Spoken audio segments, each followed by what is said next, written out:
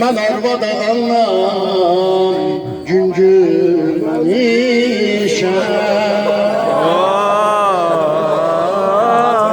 Yığışım başıma ey gülfişan,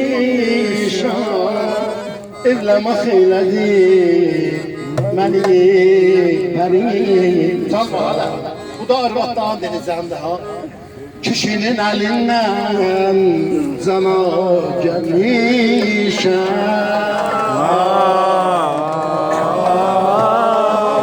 Mən ərə gedəndən gün görməmişəm.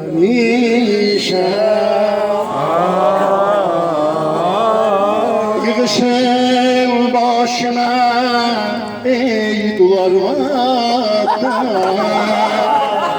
ərə getmək məni bu hala sala. Ay nənə, niyə qadaldın mənə? Ki də gündüz yaman qaldı sənə.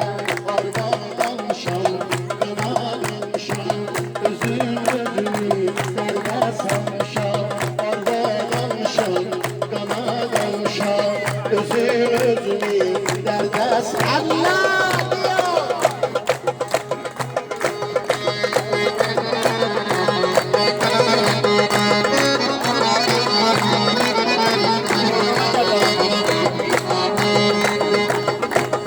Söz demem şamri tarza hazım bağır.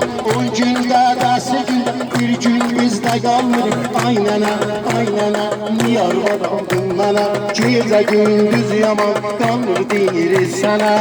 Özün dəyəli, özün olsan, məni bəlaya niyə salmışsan? Arvad olmuşam, qana qalmışam, özün özünü dərdə sal. Əllər bir yox.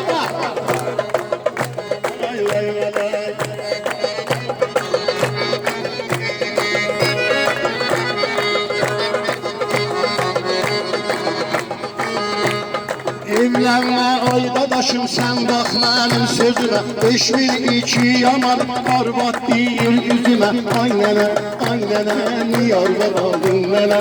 Gecə gündüz yaman qalmır deyir sənə. Arvad almışam, qana qalmışam, özüm özümü dərdə salmışam.